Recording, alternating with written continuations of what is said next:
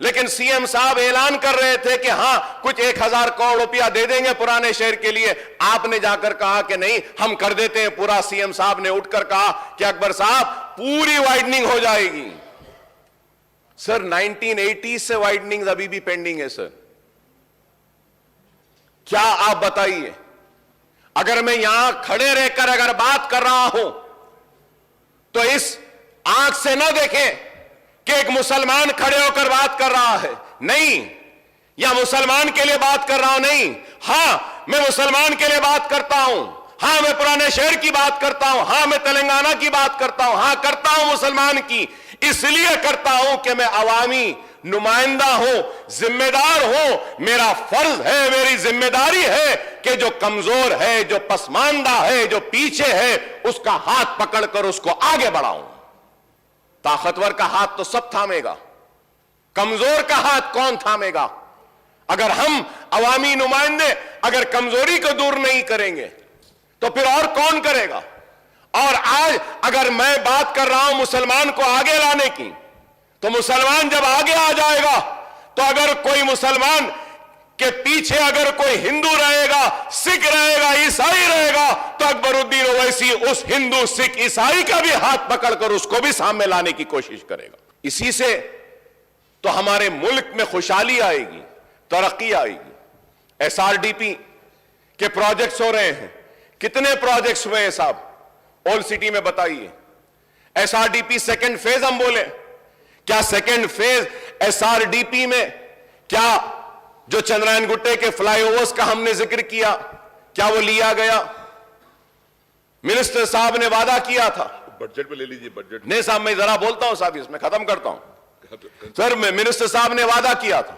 Sir honourable speaker साहब, मैं आपसे बड़े ही अदब के साथ, बड़े ही एहतराम के साथ, इस कुर्सी की इज्जत करते हुए मौजरत ख्वाही के साथ कहना चाहता हूं, स्पीकर साहब 1 साल हो गया, मिनिस्टर साहब ने कहा था कि मीटिंग बुलाएंगे। बहादुरपुरे में आईटीआई का था, कई इश्यूज थे।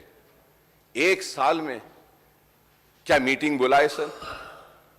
सर इस ऐवान में वादा किया जाता है, क्या ऐवान में जो तयखुन दिया जाता है, जो जबान दी जाती है, क्या उसकी भी अहमियत नहीं है? क्या उसका भी एहतराम नहीं है? आप बताइए स्पीकर साहब, आप बोलिए, आपकी मौजूदगी में कहा गया कि जरूर मीटिंग बुलाएंगे, क्या आज तक मीटिंग हुई? हमने जूनियर कॉलेज के लिए कहा था, बहादुरपुर में आईटीआई के लिए कहा था, इंक्यूबेटर्स के लिए कहा था, स्टार्टअप्स के लिए कहा था कि वो जो एससी एसटीज को जो आप दे रहे हैं वो मुसलमानों को दीजिए। On par with SC STs का वादा किया गया, on par with SC STs क्या हुआ? क्या रिव्यू हुआ? मैं जानता हूं चीफ मिनिस्टर साहब मसरूफ रहते हैं, मैं जानता हूं केटीआर साहब भी मसरूफ है, मैं जानता हूं कि सारे मिनिस्टर्स मसरूफ हैं। उनसे दरखास्त करूंगा सबसे, आप लोग मसरूफ हैं, हमको एक आदमी बता दीजिए जिसके पास हम जाके मिल सकते हैं, हम मिल लेंगे, खड़े रह जाएंगे। आपके चपरासी से भी मिलना बोले तो मिल लेंगे, तेलंगाना के लिए, पुराने शहर के लिए, हमारी आवाम के लिए हम खड़े रह जाएंगे। मगर मिलिए तो सही, कोई वादा तो पूरा कीजिए। सर नए स्पीकर साहब बोलने दीजिए मुझे। सर मैं बजट पे बोलेंगे साहब, इस पे भी बोलना है, बजट पे भी बोलेंगे। बजट में आने का इश्यू है ना, हर वक्त यही बोले साहब, सेशन बढ़ा देंगे, विंटर सेशन आ जाएगा, 15 दिन कर देंगे। कितने हुए साहब 2014 से लेकर? अगर हम देखेंगे फिगर्स है साहब, मेरे पास फिगर्स है, 126 दिन हुए थे। अब ये 5 साल 4.5 साल में सिर्फ 64 डेज ही बैठे हम। टीवी के डिबेट्स में ज्यादा बैठते हैं, असेंबली में कम बैठते हैं लोग। अहमियत आज टीवी की हो गई, इस हाउस की नहीं रही। बोलने दीजिए साहब, पहले अब आप लोग तय कर दिए 12 को खत्म, 25 साल होने आ रहे हैं साहब, कभी बजट सेशन इतना जल्दी तेजी के साथ खत्म होता हुआ नहीं देखे। लेटर भेजा मैं बीएससी में, इस वास्ते नहीं आए हैं जियो, आपके चीफ मिनिस्टर साहब भी नहीं आए, लीडर ऑफ द हाउस भी नहीं आए, नहीं आए तो फिर हम नहीं आए तो क्या? हाँ तो क्या? देखिए मैं तसादुम करना नहीं चाहता, मैं तसादुम करना नहीं चाहता, तो बोलना नहीं है, या तो आइए माइक पे आके बोलिए। సభ అన్నప్పుడు కొన్ని మర్యాదలు కొన్ని పద్ధతులు ఉంటాయి సార్. ఇప్పుడు వాళ్ళ సభ్యులు ఉన్నది మొత్తం 7, మాకున్నది 105 మంది. మరి 7 ఉన్నోళ్లకు మీరు గంట టైం ఇస్తే గంటల పాటు ఆయన గవర్నర్ ప్రసంగం మీద కాకుండా బడ్జెట్ మీద మున్సిపల్ పద్దు మీద మాట్లాడినట్టు మాట్లాడితే దానికి మేము అభ్యంతర పెడతా అంటే కూడా ఆయనకు ఆవేశం ఎందుకు సార్? రెండోది సార్, వారు మాట్లాడుతున్నారు మీరు బీఎస్సీ ఈ నిర్ణయం తీసుకున్నారు ఆ నిర్ణయం తీసుకున్నారని మాట్లాడతారు. ఆయన బీఎస్సీకే రాడు. వచ్చి ఏమైనా వాదించినా వచ్చి చెప్పినా విజ్ఞప్తి చేసినా మీరు వింటారు. శాసనసభ వ్యవహారాల మంత్రి ఉన్నారు, అక్కడికి రారు.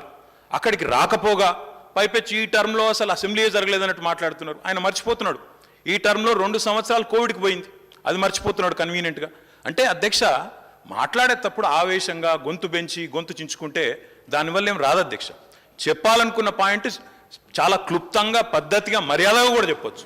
గొంతులు చించుకున్నంత మాత్రాన చాలా గొప్ప వాళ్ళం అని ఆయన అనుకుంటే నేను చేయగలిగేది ఏం లేదు. కానీ ఒకటి మాత్రం వాస్తవం, the speech that you are making today is in response to the governor's address. I think you've been given ample opportunity for the number of legislators you have. You've been given ample opportunity. మరి మీరు వాళ్ళకి 7 ఉన్న వాళ్ళకి ఇంత time ఇస్తే మేము 105 మంది ఉన్నాం అధ్యక్ష, మాకెంత టైం ఇవ్వాలి అధ్యక్ష? మీరు మా వాళ్ళు ఇద్దరే మాట్లాడినారు, గంట మాట్లాడారు. ఆయన 7 ఉన్న ఆయన గంట మాట్లాడతాడు. ఇది ఎక్కడ పద్ధతి అధ్యక్ష? మీరు సమయపాలన కూడా మీరు చెప్పాలా? మళ్ళీ గవర్నమెంట్ హ్యాస్ టు రిప్లై. ఆయన సభానాయకుడు రాలేదని మాట్లాడతారు అధ్యక్ష. సభానాయకుడికి ఆయనకేం పోలిక అధ్యక్ష? నాకు అర్థం కాదు. సభానాయకుడి స్థానంలో మా గవర్నమెంట్ తరఫున శాసనసభ వ్యవహారాల మంత్రి వచ్చినారు, ఫైనాన్స్ మినిస్టర్ వచ్చినారు, మా స్పోర్ట్స్ మినిస్టర్ వచ్చినారు, 4 మంత్రులు ఉన్నారు నిన్న బీఎస్సీ మీటింగ్లో.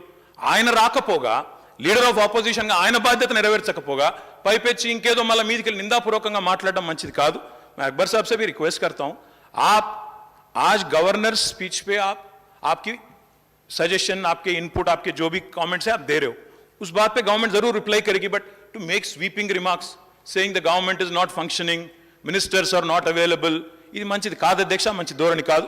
ఇప్పటికైనా వారిని సవరించుకోమనండి. మీరు కూడా సమయపాలన పాటించాలి అధ్యక్ష. ఎందుకంటే మరి మాకు కూడా అవకాశాలు రావాలి, మేము కూడా మాట్లాడాలి, మంత్రులు సమాధానం చెప్పాలా, ఇక్కడ చెప్పి మేము కౌన్సిల్కి పోవాలా. కాబట్టి ఇది కరెక్ట్ వ్యవహారం అయితే కాదు. వారిని కూడా దయచేసి సమయపాలన పాటించే విధంగా తమరు చర్య తీసుకోవాలని కోరుతా ఉన్నది. హాయ్ ఫ్రెండ్స్, మా ఫ్యూచర్ టుడే ఛానల్ చూస్తున్నందుకు చాలా థ్యాంక్స్. మరిన్ని లేటెస్ట్ వీడియోస్ కోసం వెంటనే సబ్స్క్రైబ్ చేయండి.